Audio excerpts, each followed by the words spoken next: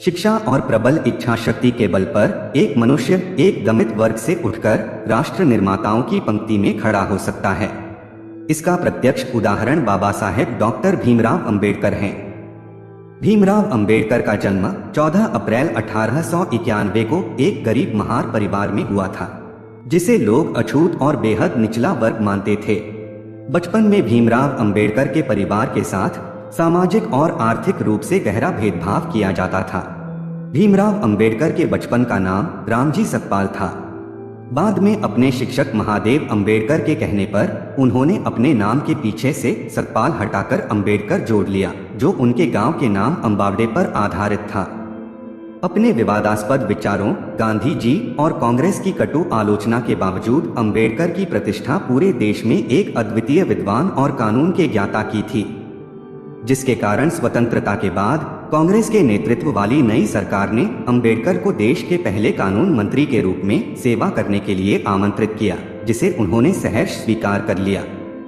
29 अगस्त 1947 को अंबेडकर को संविधान की रचना के लिए बनी संविधान मसौदा समिति के अध्यक्ष पद पर नियुक्त किया गया और फिर 26 नवंबर 1949 को संविधान सभा ने संविधान को अपना लिया। डॉक्टर भीमराव अंबेडकर ने न सिर्फ देश का संविधान बनाने में अहम भूमिका निभाई, बल्कि एक इकोनॉमिस्ट के तौर पर भी उन्होंने देश के निर्माण में बड़ा योगदान दिया। उन्होंने दलितों से सामाजिक भेदभाव के विरुद्ध जीवन भर अभियान चलाया। साथ ही श्रमिकों, किसानों और महिलाओं के अधिकारों का भी पुरजोर समर्थन किया। डॉक्टर भीमराव अंबेडकर का पूरा जीवन हर किसी के लिए प्रेरणा का स्रोत है। आइए सुनते हैं इस महामानव के कुछ अनमोल वचन। बुद्धि का विकास मानव के अस्तित्व का अंतिम लक्ष्य होना चाहिए। भाग्य में नहीं, अपनी शक्ति में विश्वास रखो। हो सकता है कि समानता एक कल्पना हो, पर विकास के लिए यह जरूरी है। आप स्वाद को बदल सकते हैं, पर जहर को अमृत में परिवर्तित नहीं किया जा सकता। अच्छा दिखने के लिए नहीं, बल्कि अच्छा बनने के लिए जियो। मैं ऐसे धर्म को मानता हूं जो स्वतंत्रता, समानता और भाईचारा सिखाए। मेरी प्रशंसा और जय जयकार करने से अच्छा है मेरे दिखाए गए मार्ग पर चलो। उदासीनता लोगों को प्रभावित करने वाली सबसे खराब किस्म की बीमारी है।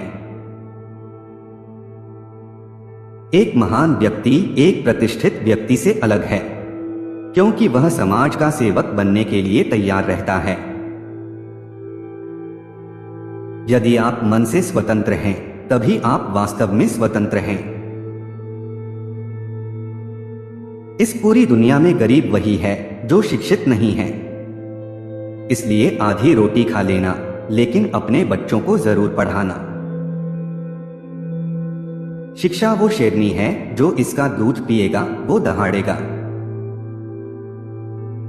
मैं एक समुदाय की प्रगति को उस प्रगति की डिग्री से मापता हूं जो महिलाओं ने हासिल की है।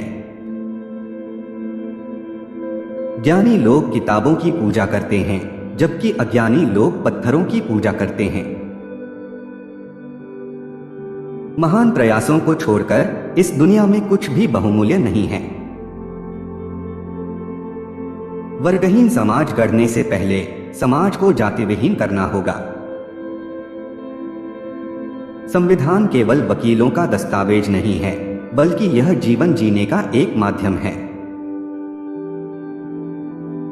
मंदिर जाने वाले लोगों की लंबी कतारें जिस दिन पुस्तकालय की ओर बढ़ेंगी, उस दिन मेरे इस देश को महाशक्ति बनने से कोई नहीं रोक सकता।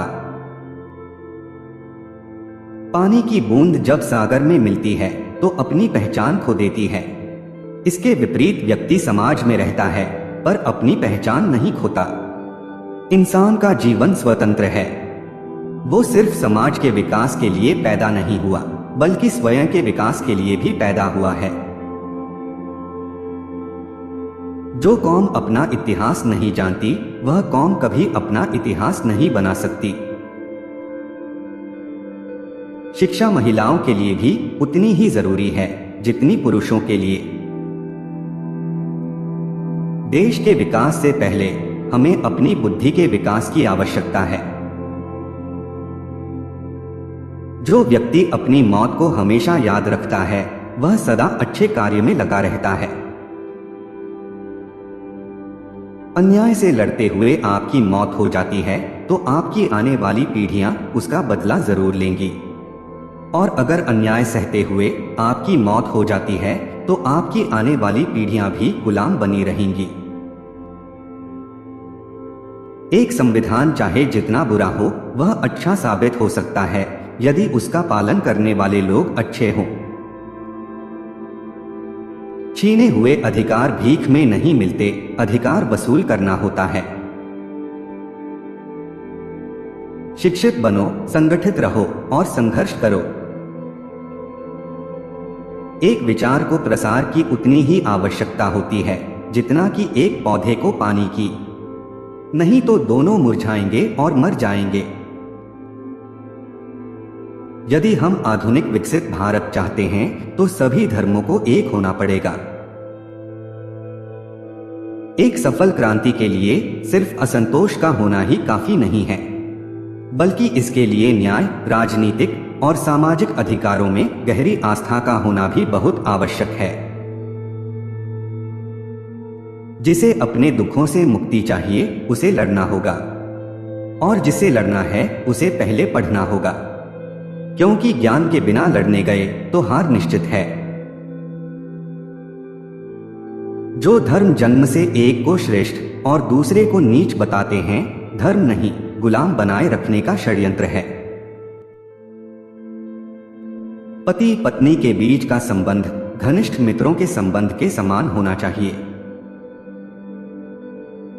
हमारे देश के संविधान में मतदान का अधिकार एक ऐसी ताकत है जो किसी ब्रह्मास्त्र से कहीं अधिक ताकत रखता है।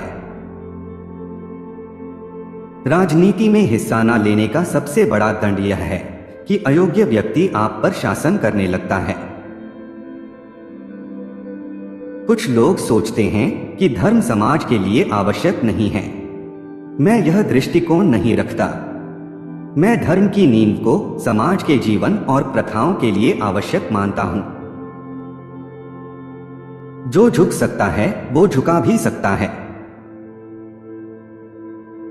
जीवन लंबा नहीं बल्कि महान होना चाहिए। एक सुरक्षित सेना एक सुरक्षित सीमा से बेहतर है। धर्म मनुष्य के लिए बना है, न कि मनुष्य धर्म के लिए।